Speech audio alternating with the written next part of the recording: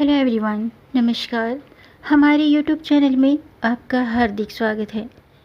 दोस्तों, आज की वीडियो में हम जानेंगे इस साल 2026 में अनुसुईया जयंती कब है। अनुसुईया जयंती को त्रिदेवों की माता का दर्जा क्यों दिया गया है।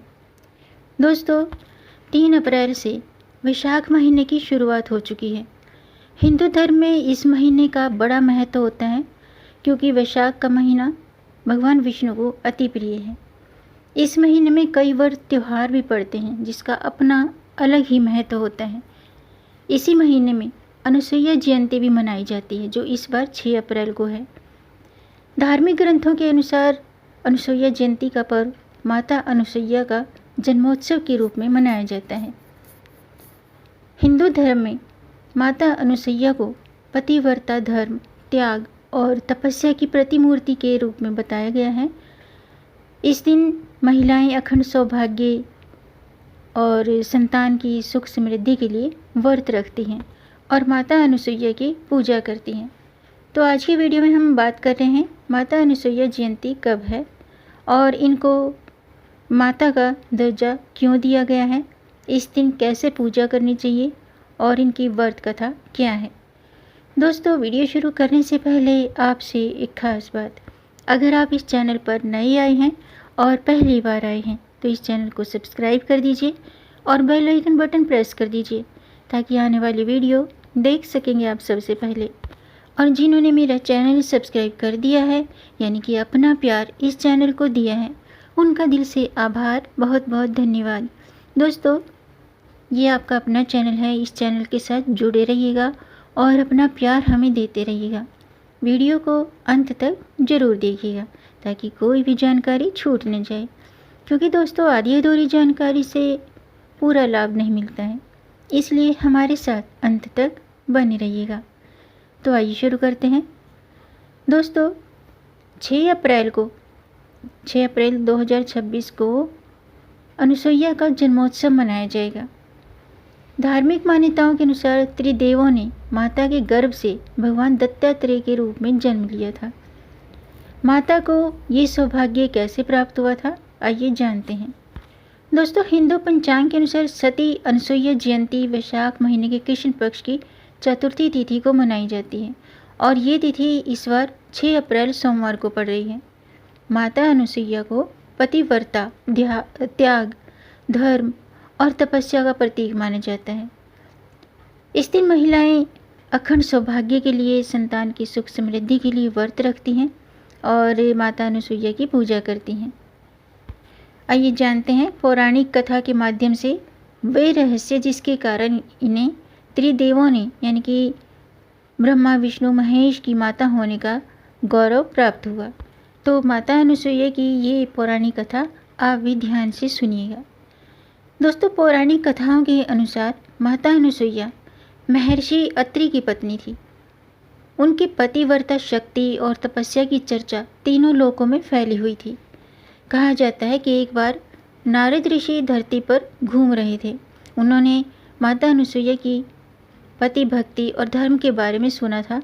उनकी तपस्या और शक्ति देखने के बाद नारद ऋषि बहुत प्रसन्न हुए और वे तीनों यानी कि देवी लक्ष्मी, माँ सरस्वती और माँ पार्वती के पास गए। तीनों देवियों के पास गए और अनुसुईया की खूब प्रशंसा की, खूब तारीफ की।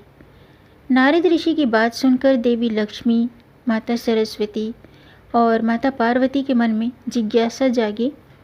उन्होंने अपने स्वामियों को यानी कि त्रिदेवों से उनकी परीक्षा लेने का आग्रह किया। त्रिदेवों ने उनके आग्रह को स्वीकार किया और साधु का वेश धारण करके महर्षि अत्रि के आश्रम पहुँचे। उस समय महर्षि आश्रम में नहीं थे। त्रिदेवों ने माता से भिक्षा मांगी। माता अनुसुईया ने साधुओं को देखकर उन्हें भोजन के लिए आमंत्रित किया। त्रिदेवों ने उनके आमंत्रण को स्वीकार किया और भोजन करने के लिए बैठे, लेकिन उन्होंने माता के सामने एक विचित्र शर्त रखी। उन्होंने कहा, हम तभी भोजन ग्रहण करेंगे जब आप पूर्णतः निर्वस्त्र होकर हमें खाना परोसोगी।